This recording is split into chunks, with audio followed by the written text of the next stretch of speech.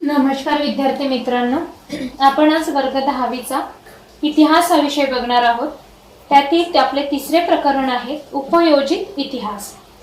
आता उपयोजित इतिहास म्हणजे काय, तर सुरुवातीला याची प्रस्तावना बघूया की उपयोजित इतिहास या संज्ञेसाठी म्हणजे ही जी व्याख्या यासाठी जनांसाठी इतिहास म्हणजेच पब्लिक हिस्ट्री असा पर्यायी शब्द प्रयोग यामध्ये केलेला आहे।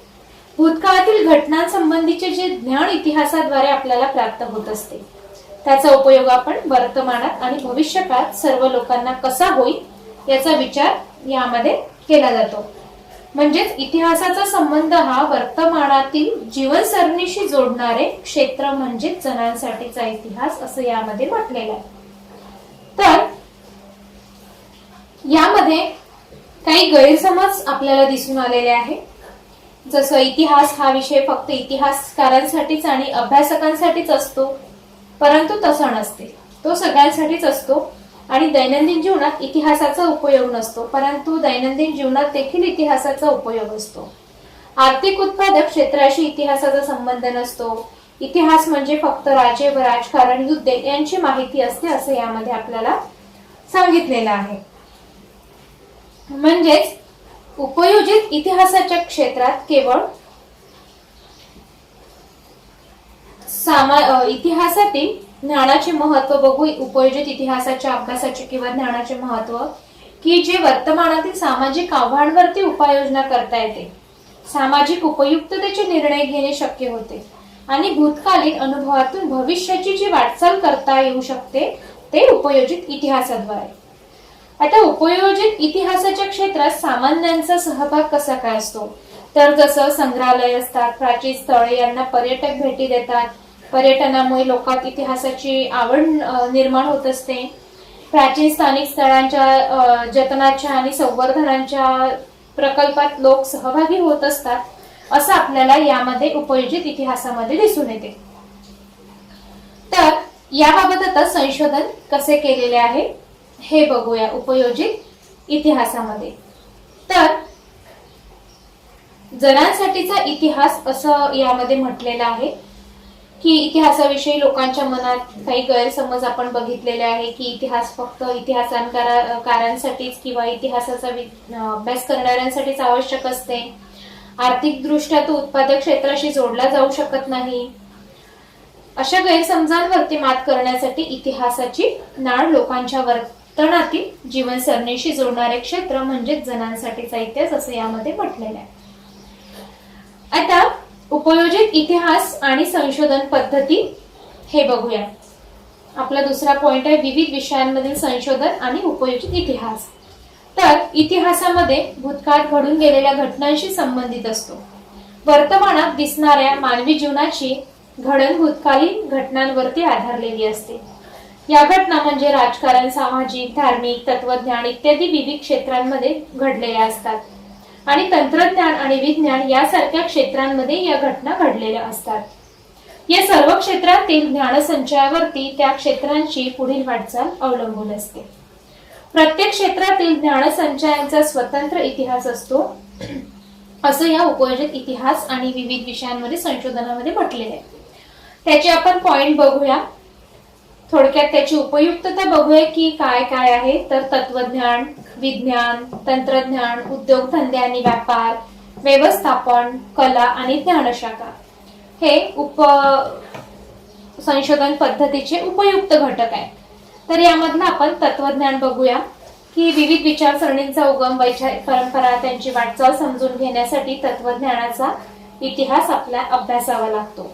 तत्वज्ञान समजून घेताना ते तत्वज्ञान त्या भाषेतून व्यक्त झाले आणि त्या भाषेच्या इतिहासाचा उपयोग यामध्ये केला जातो। त्यानंतर दुसरा पॉइंट आहे विज्ञान। वैज्ञानिक शोध आणि संशोधन यांच्याद्वारे कालक्रम आणि त्यामागील कारण परंपरेची साखळी समजावून घेणे यासाठी विज्ञानाचा इतिहास अभ्यासावा लागतो। गरज ही शोधाची जननी असते असे म्हटले आहे आणि अनेकदा वैज्ञानिक शोध हे मानवी गरजांची पूर्ती आणि जिज्ञासेचे समाधान करण्याच्या प्रयत्नातून लागलेले असतात आणि त्यासाठी आधी अस्तित्वात असलेल्या वैज्ञानिक ज्ञानाचा उपयोग केला जातो। त्यानंतर आपला तिसरा पॉइंट आहे तंत्रज्ञान। आता तंत्रज्ञानामध्ये कृषी उत्पादन, उत्पादने, स्थापत्य इत्यादी क्षेत्रात होत गेलेल्या बदलांचा, त्यामधील तत्वज्ञानाचा इतिहास अभ्यासावा लागतो. दगडी हत्यारे तयार करण्याच्या अवस्थेपासून विज्ञान युगापर्यंत प्रगत झालेले तंत्रज्ञान समजून घेण्यासाठी तंत्रज्ञानाच्या इतिहासाचाच अभ्यास करावा लागतो, असं यामध्ये तंत्रज्ञान यामध्ये म्हटलेलं आहे. उद्योगधंदे आणि व्यापार. आता चौथा पॉइंट आहे उद्योगधंदे आणि व्यापार. यामध्ये उद्योगधंदे आणि व्यापार यामुळे मानवी समाजातील परस्पर व्यवहारांचे क्षेत्र हे पसरलेले आहे आणि त्यामुळे सांस्कृतिक संबंधांचे जाळे सतत विकसित होत असतात. उद्योगधंदे आणि व्यापाराच्या व्यवस्थापनाचाच हा एक भाग असतो आणि त्यांचा इतिहास समजून घेणे हे महत्त्वाचे असते. बाजार आणि त्यांचे व्यापाराचे स्वरूप, मानवी नात्यांचे स्वरूप ही समाज रचनेमध्ये बदलत असते आणि या सर्व प्रवाह समजण्यासाठी सांस्कृतिक घडण, सामाजिक रचना आणि आर्थिक व्यवस्था इत्यादींचा अभ्यासावा लागतो. त्यानंतर आपला 5वा पॉइंट आहे व्यवस्थापन. उत्पादनाची साधने, बाजार व विक्री, मनुष्यबळ यांचे व्यवस्थापन समजून घेताना भूतकाळात या यंत्रणा कशा होत्या आणि त्या यंत्रणा सांभाळणाऱ्या घटनांचा सर्वांचा अभ्यास करताना त्या भूतकाळातील व्यवस्थांचा अभ्यास यामध्ये केला जातो, असं व्यवस्थापन या घटकामध्ये सांगितलेलं आहे. कला. आता विविध प्रकारच्या कला असतात, जसं अभिव्यक्ती, त्यामागील वैचारिक, भावनिक आणि सांस्कृतिक परंपरा समजून घ्याव्या लागतात आणि विविध कला शैलींचा इतिहास अभ्यासावा लागतो. मानव ज्ञानशाखा आपला शेवटचा पॉइंट आहे या इतिहास संशोधन पद्धतीतील. तर इतिहास, पुरातत्व, अर्थशास्त्र, समाजशास्त्र या मानव्य ज्ञान शाखांचा उगम व विकास अभ्यासण्यासाठी त्यांच्या इतिहासाचा अभ्यास करावा लागतो. त्यानंतर आपण बघूया 3रा पॉइंट उपयोजित इतिहास आणि वर्तमान काळ. आता उपयोजित इतिहास आणि वर्तमान काळ काय आहे, तर यामध्ये भूतकाळांची मूर्त आणि अमूर्त स्वरूपातील अवशेष हे वर्तमान काळामध्ये अस्तित्वात असतात आणि हे अवशेष आपल्या पूर्वजांच्या सांस्कृतिक वारसा असल्याने त्याविषयी आपल्याला ममत्व वाटते. हा वारसा आपल्या पुढील पिढ्यांसाठी जतन करण्याची आवश्यकता यामध्ये दिसून येते. म्हणजेच मूर्त व अमूर्त स्वरूपातील सांस्कृतिक वारशांचे जतन यामध्ये केले जाते आणि व्यवसायाच्या अनेक संधी निर्माण केल्या जातात. थोडक्यात सांगायचे म्हणजे इतिहासाच्या आधारे वर्तमान काळाचे यथायोग्य आकलन आणि भविष्य काळासाठी दिशादर्शक असे उपयोजित इतिहासाचे वर्णन करता येईल असं म्हटलेलं आहे. त्यानंतरचा आपला पॉइंट आहे सांस्कृतिक आणि नैसर्गिक वारशांचे व्यवस्थापन. आता सांस्कृतिक आणि नैसर्गिक वारशांचे व्यवस्थापनामध्ये आपल्याला सांस्कृतिक वारसा बघायचा आहे. सांस्कृतिक वारशाचे 2 भाग केले आहेत. सांस्कृतिक वारसा, एक मूर्त स्वरूप आणि अमूर्त स्वरूप.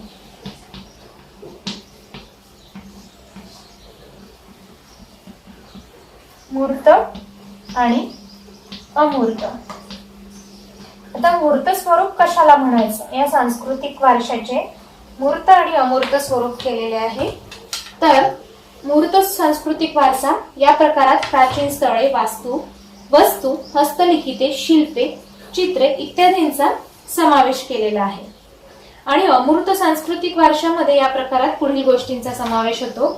मौखिक परंपरा आणि त्यासाठी उपयोगात येणारे वापरली जाणारी भाषा, पारंपरिक ज्ञान, सण समारंभ साजरे करण्याच्या सामाजिक पद्धती आणि धार्मिक विधी, कला सादरीकरणाच्या पद्धती आणि विशिष्ट पारंपरिक कौशल्ये, अशा परंपरा, पद्धती, कौशल्य इत्यादींचे प्रतिनिधित्व करणारे समूह गट या अमूर्त सांस्कृतिक वारशामध्ये आपल्याला दिसून येते. सांस्कृतिक वारशाचे 2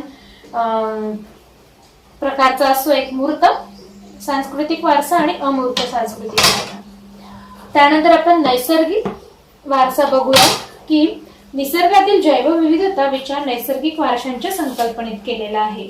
त्यामध्ये पुढील गोष्टींचा समावेश असतो, ज्याप्रमाणे प्राणी, वनस्पती सृष्टी, त्यांच्या अस्तित्वाची आवश्यक असणाऱ्या परिसंस्था आणि भूरचना वैशिष्ट्ये. पुढील मानवी पिढ्यांच्या हितासाठी आपल्या वारशांचे जतन होणे आवश्यक आहे. नामशेष होण्याच्या वाटेवर असलेल्या सांस्कृतिक आणि नैसर्गिक वारशांचे जतन व संवर्धन या हेतूने युनेस्को या जागतिक संघटनेने काही दिशादर्शक तत्वे जाहीर केलेली आहेत.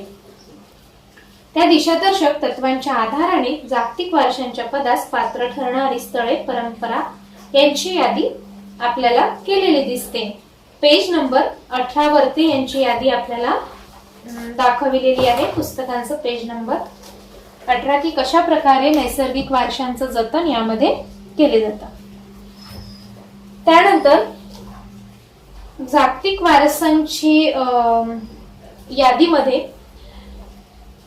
कालागत नामशेष होण्याच्या वाटेवर असलेल्या सांस्कृतिक आणि नैसर्गिक वारशांचे संरक्षण हे युनेस्को या आंतरराष्ट्रीय संघटनेची स्थळे, परंपरा, नैसर्गिक ठिकाणे यांच्या याद्या प्रसिद्ध आहेत. त्यामध्ये मंदिरे, लेणी, प्राचीन वस्तू, कला व अभयारण्याचा समावेश होतो. महाराष्ट्रातील अजिंठा, वेरूळ, घारापुरी येथील लेणी, मुंबईचे छत्रपती शिवाजी महाराज रेल्वे टर्मिनस व पश्चिम घाट रांगांमध्ये सातारा जिल्ह्यातील नैसर्गिक कास पठार. आपल्या सांस्कृतिक वारशांचे जतन भारत सरकारने पुरातत्व खाते तसेच प्रत्येक राज्य शासनाचे पुरातत्व खाते करीत आहे.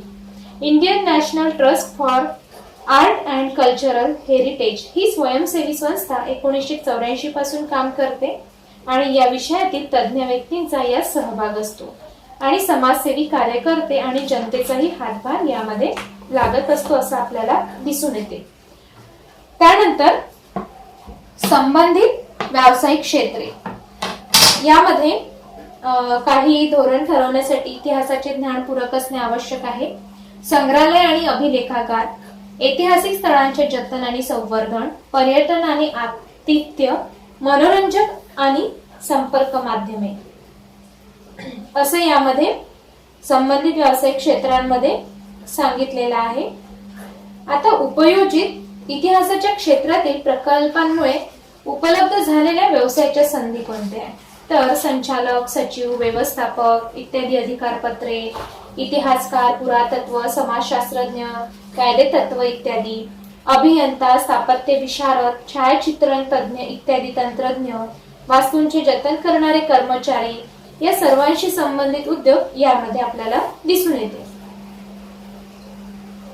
ऊरचे संग्रहालय बघूया थोडक्यात माहिती की काय आहे. मेसोपोटेमियातील ऊर हे जगातील सर्वात प्राचीन संग्रहालय सापडले. त्याचा शोध ब्रिटिश पुरातत्वज्ञ सर लिओनार्ड उली यांना लागला. मेसोपोटेमियाची राजकन्या एनी गॉल्डी हिने ते बांधले होते आणि प्राचीन वस्तूसोबतच त्या वस्तूंचे वर्णन केलेल्या मातीच्या काही वाटिकाही मिळालेल्या आहेत. हे या संग्रहालयाचे ऊर या संग्रहालयाचे उद्दिष्ट आहे. त्यानंतर इंडियन म्युझियम कोलकाता हे डॅनिश डेन्मार्क वनस्पतीशास्त्रज्ञ नॅथॅनिएल वॉलिक याने कोलकाता येथे या संग्रहालयाची स्थापना केली. 1814 मध्ये एशियाटिक सोसायटी तर्फे हे म्युझियम सुरू झाले. त्यामध्ये कला, पुरातत्व, मानवशास्त्रज्ञ असे या संग्रहालयाचे 3 प्रमुख विभाग आहेत. त्यानंतर अभिलेखागार यांचे वैशिष्ट्य बघूया की जुनी कागदपत्रे, जुने चित्रपट, दस्तऐवज इत्यादी जतन करून ठेवण्याचे ठिकाण. भारताचे राष्ट्रीय अभिलेखागार नवी दिल्ली येथे आहेत आणि प्रत्येक राज्याचे स्वतंत्र अभिलेखागारही इथेच असते. नॅशनल फिल्म आर्काइव्ह म्हणजेच राष्ट्रीय चित्रपट संग्रहालय यामध्ये भारतामध्ये सरकारच्या माहिती आणि प्रसारण खात्याचा माध्यम विभाग म्हणून 1964 साली या संस्थेची स्थापना करण्यात आली आणि याचे कार्यालय पुणे येथे आहे. दुर्मिळ चित्रपटांचा शोध घेऊन त्यांचे जतन करणे, चित्रपटांशी संबंधित बाबींच्या नोंदी व संशोधन करणे आणि चित्रपट संस्कृतीच्या प्रसाराचे केंद्र स्थापन करणे या उद्देशाने ही संस्था स्थापन झालेली आहे. अशा प्रकारे विद्यार्थी मित्रांनो आपण यामध्ये उपयोजित इतिहासामध्ये या सगळ्या घटकांचा अभ्यास आपण केलेला आहे. धन्यवाद.